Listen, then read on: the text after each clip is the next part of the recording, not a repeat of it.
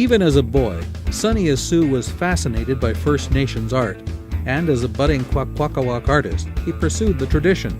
I learned how to make drums, I learned how to make baskets, I learned how to make blankets.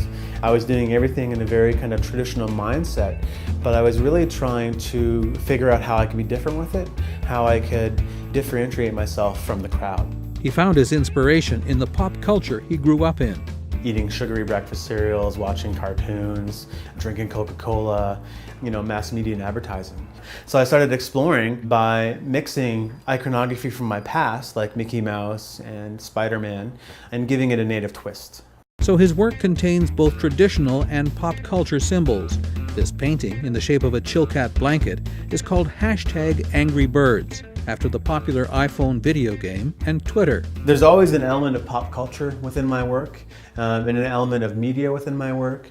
For a long time, and I still do, I paint iPods on drums, and I paint iPods on everything else. So there's always this element of using technology culture and mass media culture as a new way to display our personal lineage. Essentially, when we look at a totem pole or a mask, we're looking at a personal lineage of a specific family, like the Bear Clan, the Raven Clan, the Eagle Clan, whatever it may be. So Twitter and Facebook and items of technology like the iPod and the iPhone and BlackBerry and computers, they all bring us together in this kind of clan-based system. These are discarded coffee cups, trash, but they're also copper, a symbol of wealth in First Nations culture. So they speak to the different perceptions of wealth between today's economy and traditional potlatch society. Our Western society hoards wealth. We save wealth to keep wealth, to buy things to display that wealth.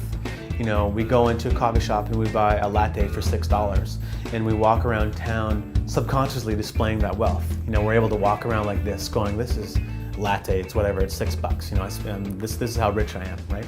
But we just toss that cup away, right? Once you're done with that latte, the cup is worthless.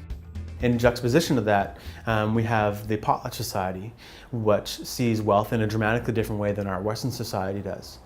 A potlatch society will hoard wealth, will keep wealth to give it all away. And in the act of giving it all away is what deems you wealthy as a chief, who is the host of the potlatch. His great-great-grandfather was Chief Billy Assu, who resisted the 67-year potlatch ban.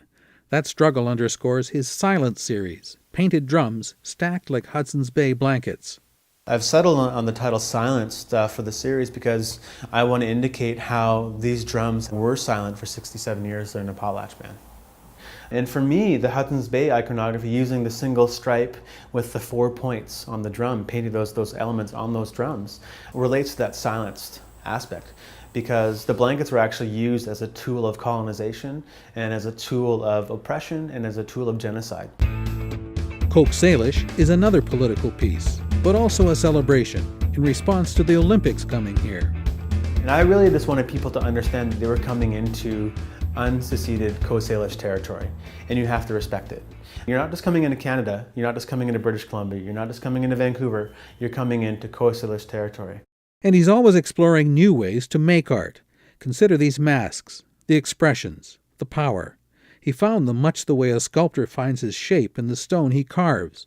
Except in Sonny's case, he simply found them at a log home developer site, the product of industrial chainsaws. But as I started looking at these objects, I really started to appreciate their inherent beauty. I really started to appreciate the pairing of the chainsaw marks with the old growth wood grains. And these objects are completely found. I haven't done anything to them. The guy working the chainsaw that day just cut these things out and popped them out and left them there to rot. And I found them. And I found the beauty in them. I found these faces. And the more that you look at them, the more you see these emotions, these expressions coming out. Sonny Assu wants to be seen as an artist without borders. I'm challenging people to not take themselves so seriously and to open themselves up to any kind of discourse that is art. Because that's the point of being an artist. You just want to make stuff. You want to make art, you want to get people thinking, you want to get people engaged in the conversation, to bring a better understanding to not only yourself, but to the issues that you hold within your work.